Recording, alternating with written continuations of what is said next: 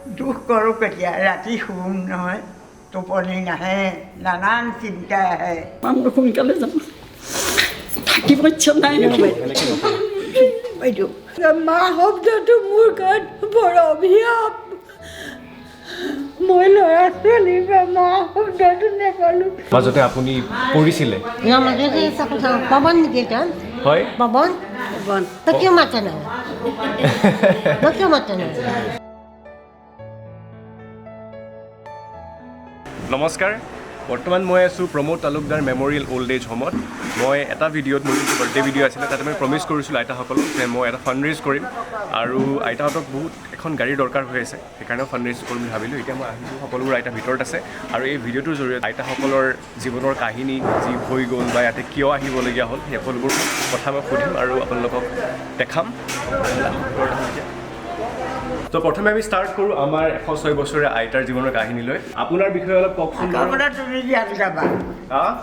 আকৌ বোলে তুমি গান গাবা গান গাম পাছত গান গাম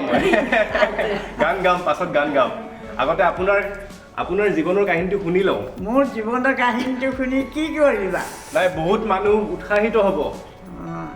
নহ'ব হ'ব কওকচোন বাৰু আপুনি কেনেকৈ ইয়াতে আহিলে আচ্ছা তেতিয়া শুনা তেতিয়া শুনক মই অৰিজিনেল লখিমপুৰৰ ছোৱালী আমাৰ পিতা গোস্বামী আছিলে আৰু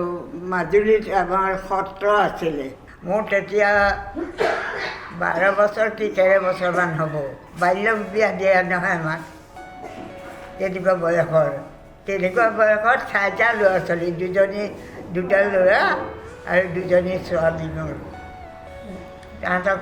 পঢ়া মেলা সেইখিনি আৰু মোৰ মাথাৰ ওপৰত পৰি গ'ল মোৰ আটাইতকৈ দুখৰ কথা কিছু হ'ল মই দেউতাক দুটাকতো ইমান দুখ পোৱা নাই মানে অলপমান বয়সো মোৰ কম আছিলে মোৰ ডাঙৰ ল'ৰাটো ইয়াত এডি অফিচত কাম কৰিছিলে ডাঙৰ ল'ৰাটো ঢুকালে মানে তাৰ মৃত্যুটো এনেকুৱা মৃত্যু হ'ল মই আজিলৈকে শুনি পোৱা নাই মানুহৰ তেনেকুৱা মৃত্যু সি ৰাতিপুৱা শুই উঠিছে তাৰ ছোৱালীজনী বিয়া দিলে তাই ছোৱালীজনী স্কুললৈ যাব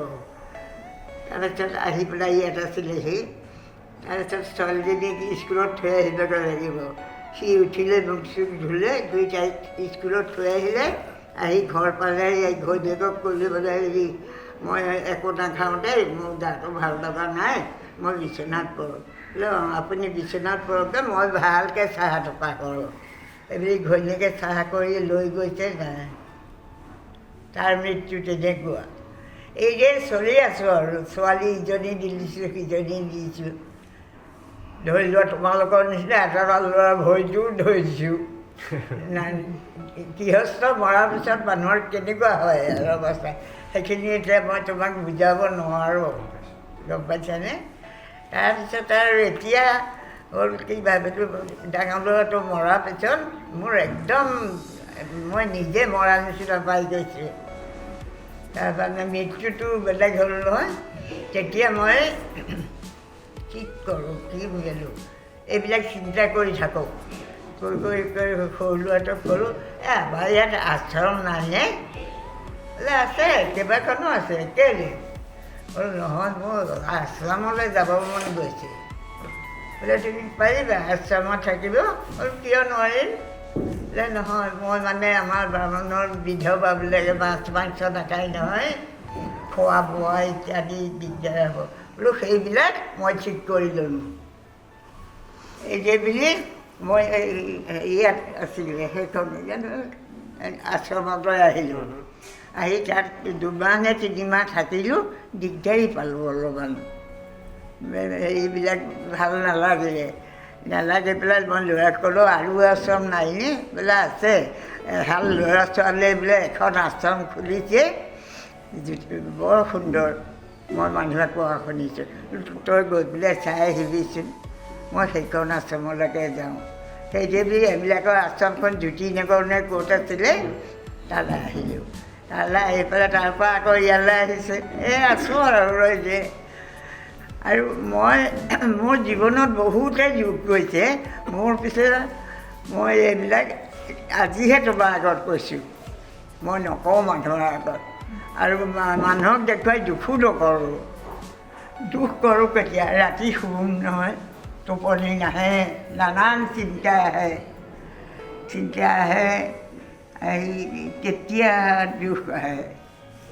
এতিয়াও মই ইমান বুঢ়া হৈছোঁ, 105 নে 6 হ'ল, কিন্তু এতিয়াও মোৰ কোনোদিনাখন কালি এতিয়া ৰাতি মোৰ টোপনি নাই অহা। ফটকৈ কিবা এটা মনলৈ আহি গ'ল, ভাবোঁতে এতিয়া মানে মোৰ ছোৱালী 2জনী বিয়া দিছিলোঁ, 2জনী মৰিলে। এতিয়া ল'ৰা এটা আছে, নিউ গুৱাহাটীতে থাকে, বোৱাৰী আছে, তাৰ ল'ৰা আছে, ঘৈণীয়েক আছে। বোৱাৰী ল'ৰাই এই বাহিৰত বাংগালোৰত থাকে। ছোৱালীজনী বিলেটত থাকে, তাই জীয়েকে কাম কৰে, তাইও কাম কৰে। এইখনে মোৰ সংসাৰ, বুজিছা। তোমাক চমুৱাই কৈছোঁ, বুজি পালোঁ মই গোটেইখিনি। চমুৱাই কৈছোঁ, মানুহৰ জীৱন পিছে এটা কথা দেই, যিমানে দুখ হ'লেও বাহিৰত দেখুৱাব নালাগে। আজি তোমাৰ আগত কোৱা কথাটো বেলেগ, এনেই মানুহৰ আগত কৰি দেখুওৱা লাভ নাই একো। নিজৰ অন্তৰতে থাকিব লাগে দুখ যিমান। এতিয়া মানুহে মোক দেখিলে মোৰ যে অন্তৰত কিবা দুখ আছে কোনেও ক'ব নোৱাৰে। মই দেখি দেখুৱাই নিদিওঁ, কি লাভ হ'ব নহয় জানো। মই কোনো ফালৰ পৰা সহায় নাপাওঁ। য'ত সহায় পাব লাগে, এতিয়া ল'ৰা পঢ়াব বেলেগে স্কুল মাষ্টৰ কৰি ক'লোঁ, মাষ্টৰে নিজে সহায় কৰি দিলে। সেই তেনেকুৱাবিলাকত বেলেগ কথা। এনেই তেওঁ আহিলে তেওঁৰ আগত বিদালোঁ, এইটোৰ পৰা একো লাভ নাই। যি থাকে অন্তৰৰ ভিতৰতে থাকিব লাগে, সেইটো শিকিব লাগে মানুহে। নিজৰ অন্তৰতে চম্ভালি নিবলৈ চেষ্টা কৰিব লাগে। তুমি এতিয়া ওলাই আপুনি কওকচোন, সেইকাৰণে মই কৈছোঁ, এনেই মই নকওঁ। ভাল লাগিলে। এতিয়া আমি আৰু এজনী আইতাৰ ওচৰত যাম। মই আইতাক ক্লাছত লগ পাইছিলোঁ এবাৰ আগতে, মোৰ বাৰ্থডেত আহিছিলোঁ তেতিয়া আপোনাক সুধিছিলোঁ কিছুমান কথা, কিন্তু ৰেকৰ্ড কৰা নহ'লে। আজি মই আপোনাৰ পৰা জানিব বিচাৰিছোঁ, আপুনি ইয়াতে কেনেকৈ আহিলে, আপুনি কি কৰিছিলে। অলপ থুলমূলকৈ মোক উৎপল দাই কৈছিলে সেইদিনাখন, কিন্তু আপুনি কওকচোন বাৰু আপোনাৰ মুখেদি শুনি। আমাৰ বিয়াত গ্ৰেজুৱেশ্যন লোৱাৰ লগে লগে মোৰ বিয়া হৈছিলে। মোৰ হোৱাৰ ইচ্ছা নাছিলে। পঢ়াত খুব ভাল আছিলোঁ, গ্ৰেজুৱেশ্যন ল'লোঁ, যোৰহাটৰ DC গাৰ্লছ কলেজৰ ডিষ্টিংশ্যন লৈ পাছ কৰি মোৰ পঢ়াৰ ইচ্ছা আছিলে। মোৰ ককাহঁতৰ ৰায়বাদৰ আছিলে, ইয়াতে বেছি পঢ়িলে মোক চবে ক'ব নাতিনীজনী হেৰি হ'ল, মানে MA কৰিলে বৰ্তমানকে বিয়া দি দিলে। মানে হাজবেণ্ডৰ গোলাঘাটৰ আছিলে, মানে দুজন নিমিলে, তেওঁ ৰাখি তেওঁৰ মানে হাজবেণ্ডৰ ককাকো ৰায়বাদ ফেমিলি এতিয়া মিলি গ'ল ন, মোলৈ নাচাব ইমান ভাল আছিলে। মানে যে কটনত পঢ়িমগৈ আৰু মাষ্টাৰ ডিগ্ৰী লৈ লেকচাৰ, কিন্তু বিয়া ঠিক কৰি মানে মোক বিয়া দি দিলে। বিয়া দি কেলকাতাত 2 মাহমান থাকি তেওঁক আকৌ গুজৰাট পঠালে। তেতিয়া খুব ট্ৰেন্সফাৰ হয়, এই ব্ৰিটিছ কৰ্পৰেটত কৰিছিল, ত'ত যায়। তাৰপিছত আহমেদাবাদত পঠিয়ালে, বৌবাৰীত পঠিয়ালোঁ, ত'ত খুব হেৰি কৰিছে। তাৰপিছত 5 বছৰ কৰাৰ পাছত বোলে আমি এনেকৈ থাকিলে নহয় ন, ল'ৰা ছোৱালীকেইটা এতিয়া পঢ়া আৰম্ভ কৰিব লাগিব, এইবিলাকতো কৈ পেলাই হায়াৰ লেভেলত গৈ পেলাই তুমি কেলকাতাত পষ্টিং লৈ লোৱা। সি তেতিয়া মাৰুতিত হেৰি দিলে, প্ৰথম যে চেলছ মেনেজাৰ হ'ল, তাৰপৰা DGM হৈ গ'ল। অসম্ভৱ চোকা মানুহ, কি হ'ব হেৰি হ'ল। মাৰুতিত সোমোৱাৰ 2 বছৰৰ পাছতে হঠাৎ ষ্ট্ৰোক, কলেজ হেৰিৰ পৰা সি নিজে ড্ৰাইভ কৰিছিলে। নোহোৱা দেখি চিন্তা কৰোঁতে গোটেই অফিচৰ কৈছে গাড়ী পঠাই দিছোঁ, আপুনি আছিলে ছাৰ খুব চিৰিয়াছ। মই পেলাই নাপালোঁ। দেউতাক 2 বছৰ পাছত হাৰ্ট ফেইল কৰিলে। ছোৱালীজনী ইমান ধুনীয়াকৈ আছিলে, 70,000কৈ দিছে, খুব চোকা মানুহ। আৰু তাৰমানে হেৰি কৰে, গুৱাহাটী ইউনিভাৰ্চিটিত মানে তাৰপৰা প্ৰফেচাৰ যিবোৰ ডক্টৰ থিচিছ লিখে, সেইবোৰ এডিটিঙৰ তাই সময় খুব ভালকৈ এডিটিং কৰে, বহুত কিবা কিবি কৰি থাকে। অসম্ভৱ চোকা, যেনিয়ে চোকা মানুহ। যাবলৈ যে আছিলে, দেউতাক ঢুকোৱাৰ পাছত তাই সৰু অপাৰেশ্যন এটা হৈছিলে। মই তেতিয়া একদম প্ৰাণৰ বিচাৰ দিয়ে, 2টা গ'লেই কি খাব, সৰু অপাৰেশ্যন মই চবকে সুধিছোঁ ক'ত দিলে ভাল হ'ব ছোৱালীজনী। তেতিয়া আয়ুষ্মান খুব নতুন চবতে তাত ভইচ স্পেচিয়েলিষ্ট আছে মই তাত ভৰ্তি কৰালোঁ অপাৰেশ্যনো ভাল হৈ গ'ল কিন্তু ৰং ট্ৰিটমেণ্ট হ'ল দিলোঁ ঘূৰাই আনিলোঁ অলপ দিন ভাল থাকে আকৌ নহ'লে প্ৰেছাৰ বাঢ়ে ছ'ডিয়াম ড্ৰপ কৰে চুগাৰ হ'ল তাৰপিছত চেন্নাই নিলোঁ ক'তো মানে আহি আকৌ মানে মই টকালৈ ভবা নাই তেতিয়া টকা আছেও প্ৰচুৰ য'ত যি কৈছে লৈ আছিলোঁ যেনিয়ে কৈছে দেৰি কৈছে কিমান যে মই কৈছে এইবোৰ নাছিল অকণমান গাটো বেয়া হ'লে ইয়াত চবতে দি হেৰি কৰিব ইয়াৰ নাৰ্ছিং হোম এখনো বাকী নাই চবতে দি চালোঁ তাই বেয়া হ'ল মানে ইমান টকা খৰচ হ'ল ইমান বেয়া অৱস্থা হ'ল কেলকাতা পাওঁতে এটা ফ্লেট বুক কৰিছোঁ সেই টকাও আদায় কৰি গ'লোঁ এটা ভাড়া কৰিছিলোঁ ভাড়া দিব নোৱাৰোঁ 3 মাহ পাছত সেইটো খালী কৰি দিব লাগিব মোৰ তেতিয়া 2 মাহৰ ভাড়া বান্ধি আছিল 30,000 মাত্ৰ 30,000টো একোৱে নহয় ভাইহঁতক বিচাৰিছোঁ নিদিলে তেতিয়া মোক মই চুইচাইড কৰিলোঁ জনে কৈছে মই কৰিম আমি দুইজন একদম জানি শুনি ধুনীয়াকৈ খানা চানা খাই কৰিছিলোঁ কি খাইছিলোঁ নকওঁ একদম ডেফিনেট মৰিম আৰু চব খাইছোঁ এচিড খাইছোঁ মই গিলি দিলোঁ চাই বমি কৰি দিলোঁ মই গিলি দিয়া দেখি তাৰ ভাবে কি ক'ম আৰু এতিয়া শুনিব এতিয়া তাই এইটো ইনচুলিন নে কৰিলে ইনজেক্ট কৰি দিলে তাক ফ্ৰিজত মই আনি থওঁ হ'বগৈ চুগাৰ বাঢ়ে চব ইনজেক্ট কৰি তাই ইনজেক্ট কৰিলে মই স্লিপিং টেবলেট খালোঁ বেছিকৈ সেইটো কৰা দেখি এতিয়া মায়ে ইমান খালে মাটো ডেফিনেট এতিয়া কি হ'ব তাই ফেনাইল খাই দিলোঁ তাৰপিছত আমিতো ঢেলকৈ পালে ইজনী সিজনী কান্দি যে বাজিছিল ছাৰ কিন্তু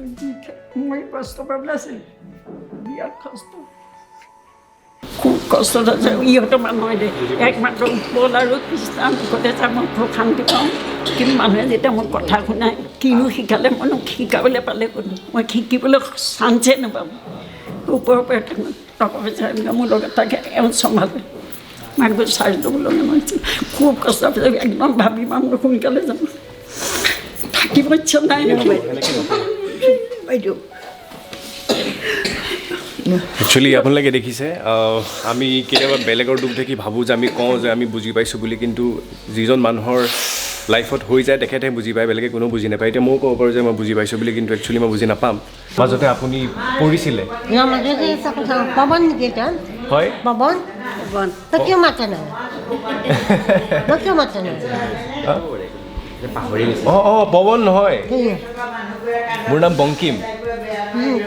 প্ৰফুল্ল নাছিল ল'ৰা নহয় নহয় নহয় আমাৰ ঘৰত যোৱা লৈ নাপাহৰি যোৱা আমাৰ ঘৰত হয় নেকি আপুনি কওকচোন আপুনি ক'ৰ পৰা আহিলে আপোনাৰ নাম কি আপুনি ইয়াতে কেনেকৈ আহিলে মই শিৱসাগৰ নহয় শিৱসাগৰ নাজিৰা সমষ্টি আমি মেচাগড়ৰ মানুহ বৰগোহাঁই মই শিৱসাগৰ লাকুৱা থাৰ্মিলত চাকৰি কৰিছিলোঁ তাৰ পৰা ট্ৰেন্সফাৰ হৈ আহিলোঁ নাৰেংগীতে থাকিলোঁ 22 বছৰ থকাৰ পাছত 16 চনত মোৰ বেমাৰ হৈছিলে বহুত অসুখ হৈছিলে ডেড বডি উলিয়াই দিছিলে বাহিৰলৈ মৰিলে বুলি তাৰপাছত এজন ভকত আহিলে ভকতজনে ক'লে উশাহ লৈ আছে মানুহগৰাকী নাই মৰা মেডিকেললৈ নিব লাগে তাৰপিছত মেডিকেললৈ লৈ গ'ল ৰাতি 9টা বজাত তাৰপিছত আৰু মেডিকেললৈ লৈ গ'ল মেডিকেলৰ পৰা খবৰ আহিলে ICUত ভৰোৱাৰ লগে লগে তাৰপিছত বোলে মানুহগৰাকী বাচিল ৰাতি 12টা বজাত খবৰ আহিছে গোটেই মানুহজনো আমাৰ ঘৰত ভৰ্তি হৈ আছিলে তেতিয়া মোৰ খবৰ ল'বলৈ আহা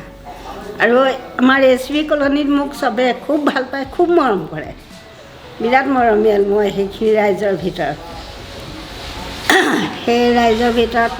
মোক অসুখ হোৱাৰ কাৰণে লৈ গ'ল মেডিকেলত মই যেতিয়া ভাল হৈ আহিলোঁ 10-12 দিন থকাৰ পিছত ভাল হৈ অহাৰ পাছত মই ঘৰতে ভিতৰত বিচনাতে পৰি থাকোঁ ল'ৰা বোৱাৰী নাচায় মোৰ এটা ল'ৰা আৰু এজনী ছোৱালী 88তে মানুহজন ঢুকালে 2টা ল'ৰা ছোৱালী স্কুলত যাবলৈ তেতিয়া ল'ৰা ছোৱালীটাক বহুত কষ্ট কৰি ডাঙৰ কৰিলোঁ ল'ৰাটো 4 বছৰ বয়স ছোৱালীজনী 1.5 বছৰ বয়স এনেকুৱাৰ পৰা বহুত কষ্ট কৰি ডাঙৰ কৰাৰ পাছত মোৰ মা বোলা শব্দটো মোৰ কাৰণে আজি শত্ৰু হৈ থাকিলে মই মা বোলা শব্দটোৰ কাৰণে মই পাগলা হৈ থাকোঁ কেতিয়াবা বহুত দুখ লাগিলে নিজকে চিঞৰি একবাৰ কান্দিলে মনটো শান্তি লাগে তেনেকৈয়ে থাকোঁ তাৰপিছত অসুখ হৈ থকা দিনত 16 চনত মই যেতিয়া বিচনাত পৰি আছোঁ তেতিয়া মোৰ বোৱাৰীয়ে ক'লে এই বুঢ়ীজনীৰ বাহিৰত ইমান বেয়া অৱস্থা থাকে খালি বেমাৰ কৰি থাকে বৃদ্ধাশ্ৰমত গৈ থৈ আহিব লাগে তাৰপিছত আৰু ল'ৰাটোৱে ক'লে ঠিক আছে এইকেইদিন ভাল হৈ লওক বৃদ্ধাশ্ৰমত থৈ আহিম আজি পৰ্যন্ত ল'ৰা ছোৱালীয়ে মোৰ বিচাৰো লোৱা নাই ফোনো নকৰে নাহেও তথাপিতো মই যে জন্ম দিছিলোঁ ল'ৰা ছোৱালী লালন পালন কৰি ডাঙৰ দীঘল কৰিলোঁ মোৰ দায়িত্ব আছে নি ভাবি মই নাতিটোকে সহায় কৰি থাকোঁ ল'ৰাকো ঘৰ বনাবলৈ মই 4-5টা খুঁটা ঠিক কৰি দিওঁ ওপৰখন চাটখন ঢালাই দিবলৈ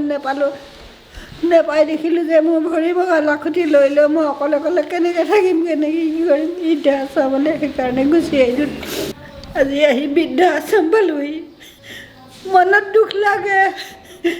লাগিলেও কি কয় মা শব্দটো মোৰ কাৰণে বৰ অভিশাপ মই ল'ৰা ছোৱালীৰ পৰা মা শব্দটো নেপালোঁ মই 5,000কৈ জমা কৰিছিলোঁ বৃদ্ধাশ্ৰমৰ কাৰণে সেই পইচাৰেদি আজি মই গাড়ীখন কিনিবলৈ আগবাঢ়িছোঁ সম্পূৰ্ণ যিমানখিনি পাৰোঁ আমাৰ ফালৰ পৰা এইখিনি সহায় কৰিম সেইকাৰণে মই একচুৱেলি আজি আহিছোঁ